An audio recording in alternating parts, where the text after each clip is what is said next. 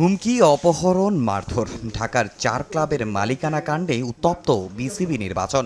অভিযোগের তীর সাবেক পরিচালক লোকমান হোসেন ভূঁইয়ার দিকে। এ ঘটনাকে কেন্দ্র করে এদিন দ্বিতীয়বারের মতো বসে বিসিবি ট্রাইব্যুনাল। অবসরপ্রাপ্ত বিচারপতি মির্জা হোসেন হায়দারের নেতৃত্বে নাবানা টাওয়ারের ট্রাইব্যুনালে শুনানিতে হাজির হয় দুই পক্ষই। নিরাপত্তা কর্মী নিয়ে আসেন তানবীরের প্রতিনিধি। এরপরে হাজির হন লোকমান হোসেন ভূঁইয়া। সোমবার নির্ধারিত প্রথম শুনানির দিন গুলশানি অপহরণের শিকার হন তানবীর আহমেদ। করা হয় মারধর। এদিনও তাকে দেয়া হয়েছে হুমকি, যার কারণে নিজে না এসে তানবীর পাঠান প্রতিনিধি। যদিও এদিনও হয়নি সুরাহা। তানবীর পক্ষের দাবি, এক পক্ষকে মালিকানা হস্তান্তর করা হলেও আরেক পক্ষ থেকে চাপ দেয়া হয় পেট্রনের জন্য। তানবীর আহমেদ উনি নিরাপত্তার কারণে আসতে পারেননি, আসতে অনাপত্তি দেওয়ার কারণে মাননীয় বিচারপতি মহোদয় ভার্চুয়ালি তাকে নিয়ে আসছেন।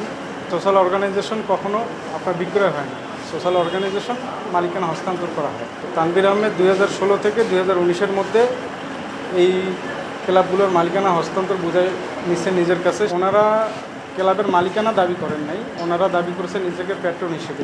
আরেক পক্ষ লোকমান হোসেন ভূঁইয়া অস্বীকার করেছেন সব অভিযোগ। দাবি করেছেন তিনি শুধু ক্লাবগুলোর দেখাশোনার দায়িত্বে ছিলেন। যদিও বিচারকের চাওয়া অনেক কাগজই নেই লোকমানের কাছে। তানবীর সাহেবকে আমি কোনোদিন সামনাসামনি দেখি নেই। ও কীভাবে কিডন্যাপ হলো বা তাকে উঠে নিয়ে গেলে আমি জানি না। আমি তো এখানে ইনভলভ না, আর আমি এই ক্লাবগুলির মালিকও না। আমাকে জাস্ট ইনিশিয়ালি দেখাশোনা করার দায়িত্ব দিছে। শুনানি ডিটেলস শুনে হয়েছে আজকের ব্যাপারটা, কিন্তু কোনো সিদ্ধান্ত দেয় নাই উনি। আমি মানে যেটা আপনাদের বলতে চাই, উনি যে কাগজপত্রগুলি আমাদের কাছে চাচ্ছে, কীভাবে কার থেকে আসলো, ক্লাবগুলি কিন্তু মালিকানা না। উনি চাচ্ছে মালিকানা দলিলপত্র কিছু আছে কিনা।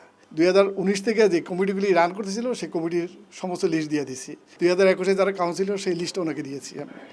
এবং উনি আমাদের বলছে ব্যাঙ্ক অ্যাকাউন্ট, তো ব্যাঙ্ক অ্যাকাউন্টগুলি তো এটা আমার কাছে না, এই মুহূর্তে দেওয়া যাবে না, সময়ও নাই।